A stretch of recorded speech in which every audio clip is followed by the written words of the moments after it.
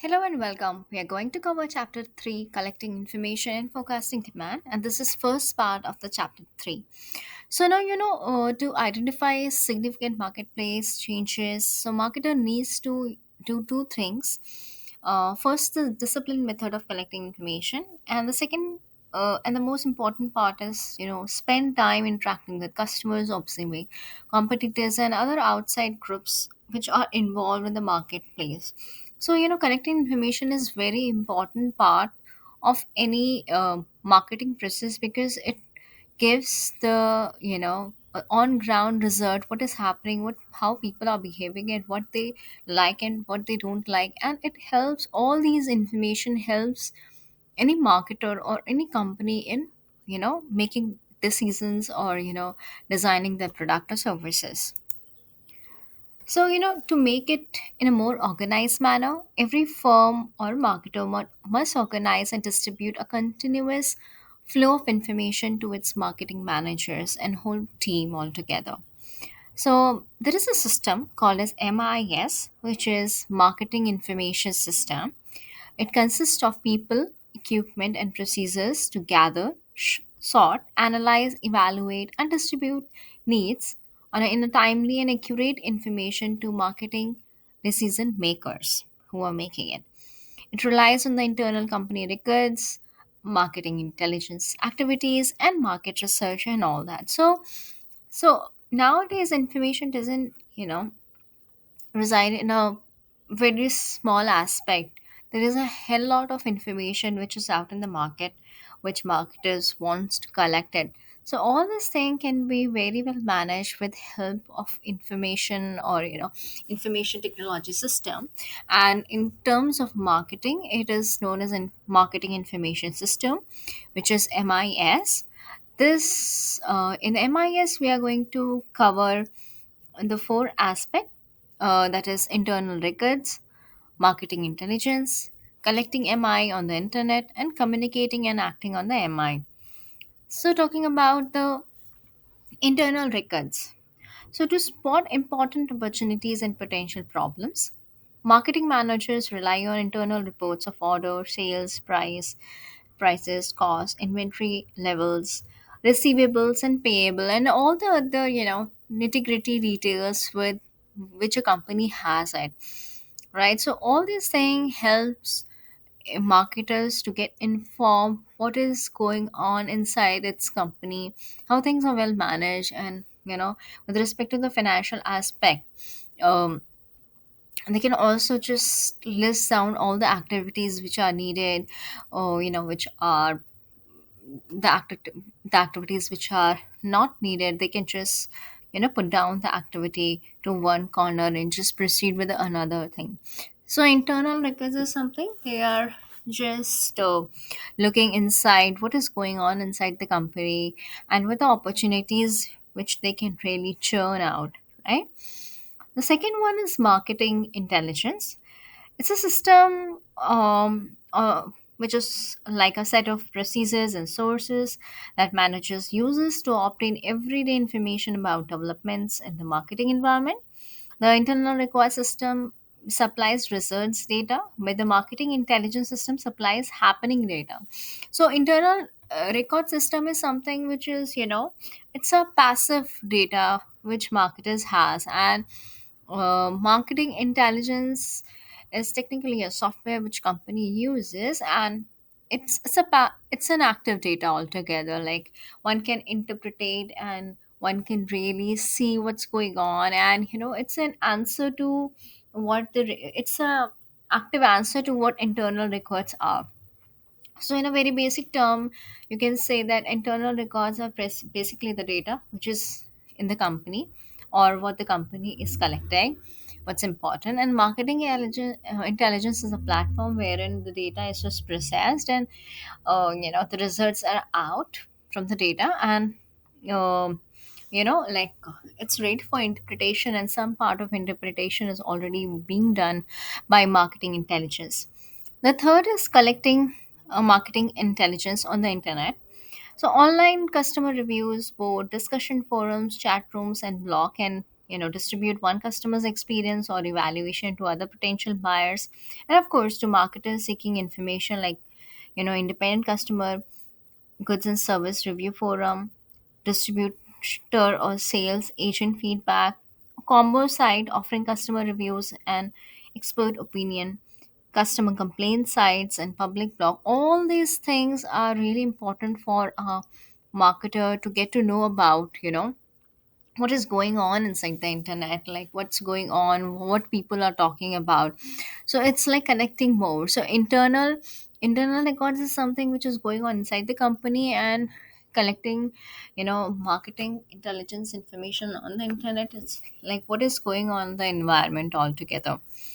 The last one is like communicating and acting on MI. So the it's very easy to it's very easy to collect data and to interpret it, but it's very hard to actually implement what the false things are, or to improve this for the system further. So it's very this step of marketing information system is very important, because it's a step which involves communicating with the internal people as well as to the outside people, and acting on the flaws which a company has gone through or will go through, right? It's an more or less it's an implementation process altogether. So now we have got to know about how to collect the internal records, and how to use the marketing intelligence platform, collect information, am I on the internet, and communicating and acting on it. But there is also an aspect which goes on in the process is analyzing the macro environment. Macro environment is macro means big, so it's a process of analyzing what is going on around it, right? So there are a few like two of the basic points here in this lecture we are discussing, that is needs and trend and identifying major forces. So coming on to the first part, that is needs and trend.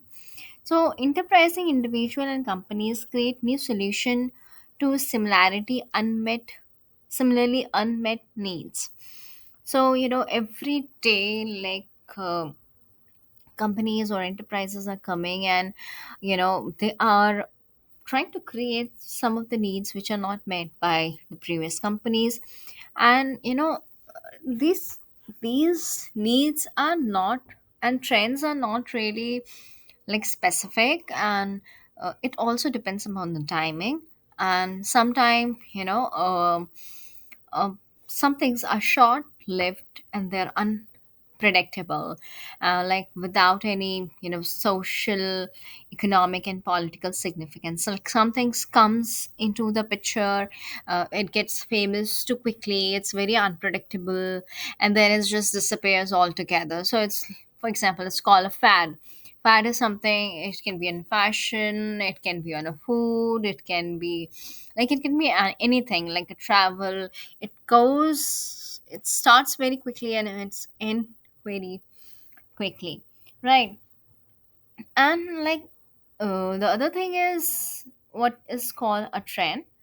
It's more predictable and durable than the fad, and trend reveals the shape of the future and can provide a strategic direction. So, for example, in current scenario, many of the organization are focusing over the fashion in a very eco-friendly way. They're trying to produce clothes which are recycled or which are less harmful to the earth. So this is a trend which is currently going on, and it is not something which stays for a couple of months or a year and goes away.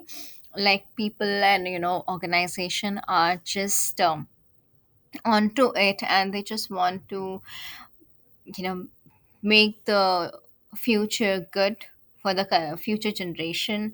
They want to they are just building the strategies to just design the future in a more economy and eco-friendly way. The last one is called as mega trend.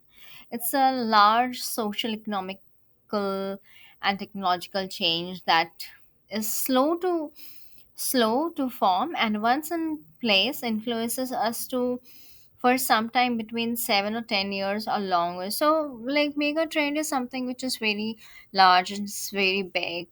For example, if I just quote, like, I mean, it's a very negative thing, but for example, after the COVID, like, a lot of people have started using masks.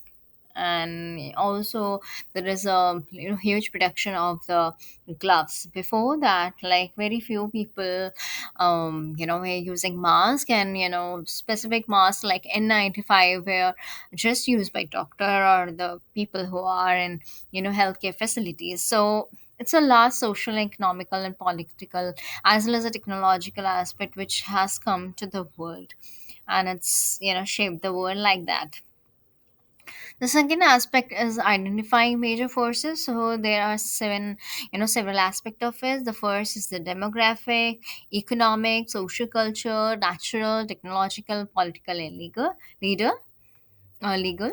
So, the new century brought new challenges altogether. The steep decline of the stock market, which, affected the saving, investment, and retirement funds, and rising, long lasting unemployment, corporate scandals, stronger indication of global warming, and other signs of deterioration in the environment, and continued terrorism. So, all this, some of the aspect which are, you know like, which goes around the world, and it has a huge impact on the marketing scenarios. And firm must monitor all these forces which are into the play, and because it helps them to position themselves accordingly, and help them to get to know what is just going on. The last is the forecasting and demand measurement. So it is understanding the marketing environment and conducting market research, and can help to identify the marketing opportunities. The company must then measure the forecast, the size, growth, and the profit potential of each opportunity.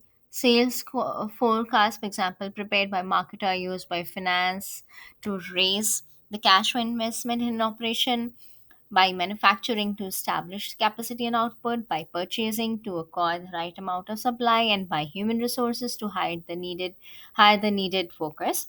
If the forecast is off the mark, the company will face excess or inadequate inventory, because it's based on the estimate of demand, and managers need to define what they mean by the market demand. So this is a very short, in a brief aspect, which I talked about forecasting and demand management. And our next video, we will be talking more into detail about it. I hope this learning is very easy and enjoyable for all of you. Let me know in the comment section what you want me to improve. Thank you.